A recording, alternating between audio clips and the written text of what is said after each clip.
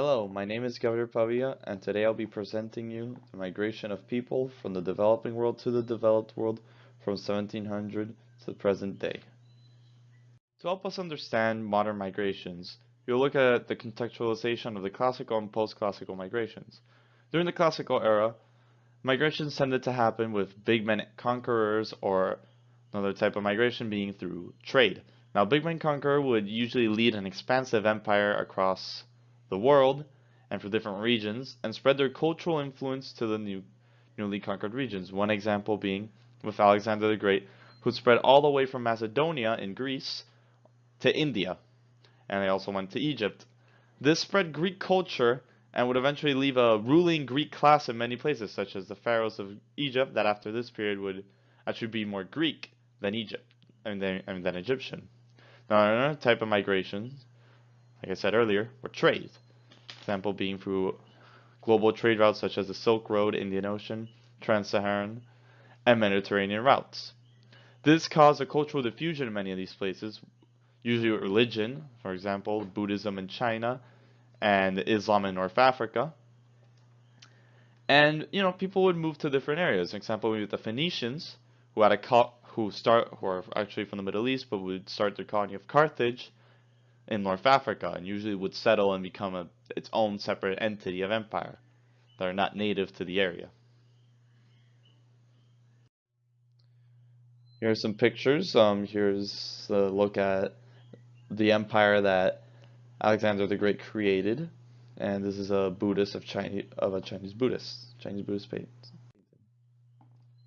Now, post-classical migrations. Steppe invaders would come in, there are a couple types, one of them being through steppe invaders. The steppe invaders would come and conquer other large empires and migrate to these hospitable lands, because where the steppe invaders were around like Siberia or North Asia, in the middle of Asia, and the climate was really harsh, and they would usually conquer and battle and raid large empires nearby. One example being the Mongols, who conquered the Song dynasty in China. Diseases also played a very large role in migration. Example being that diseases killed over 60% of the population in Europe, the Black Plague that be. And this would in turn create a new social order, which made workers move into cities, and there'd be a new merchant class. And the era of exploration would begin thanks to this. And here are some pictures of a Mongol invasion to China and the Black Plague in Europe. Now, this will be the thesis for the presentation. The mass migration of people from the developing world to the developed world are the cause of lack of economic opportunity, political persecution, religious persecution, wars, political instability, and a bad quality of life in the developing world. The migrations have impacted social relationships through cultural diffusion, social unrest. The migrations also cause political relationships by giving a rise to reactionary or anti-immigration movements and the polarization of politics. And this would be a map of basically what is the developing world and the developed world. Developed world would be pink, and the developing world would be green. Now here's some evidence to back up the thesis. Here in the early modern period, one example would be the potato famine, which happened in Ireland, which killed a large chunk of the population.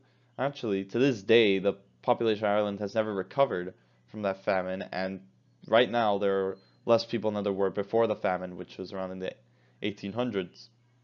Also in this period was a period of industrialization, and an example being in New York, lots of people migrated to New York to find better opportunities, such as the Irish, who, after the famine and little economic activity going on the island, moved to the United States with other groups of people like Germans and Italians to find work, thanks to the industrialization in New York, where there was more hope for a better life, better quality life. Now in the late modern period, which is today, people moved for around the same reasons, like for better economic opportunities. That's why a lot of people migrate to the United States. Like, for example, lots of people from Latin America migrate to the United States for better jobs and better pay and a better quality of life. The Syrian Civil War is another example of people migrating to a different place, mainly escaping the horrors of the war, and usually to Europe and the United States and Canada. And the Bracero program is an example of a pull, which is what the Syrian Civil War, by the way, is an example of a push factor, but the Bracero program is an example of pull factor, which the United States during World War II instituted to attract Mexican farmers to help farm the land. Now, cause and effect. The increase in immigrant population has given rise to cultural and economic fears by native populations, which has resulted in increasing anti-immigrant feels. This has translated in the political arena into anti-immigrant policies, such as the Muslim ban and the wall on the Mexican border. It's also led to a rise, and like I said, in more radical movements, far right, such as Brexit, some might say the election of Donald Trump, and other elections across Europe, especially around the developed world. Now here's a compare and contrast of the two migrations. They're different. The Irish migration, which is during the potato famine, they both migrated for freedom and a better quality of life, and they were basically pushed out of their country.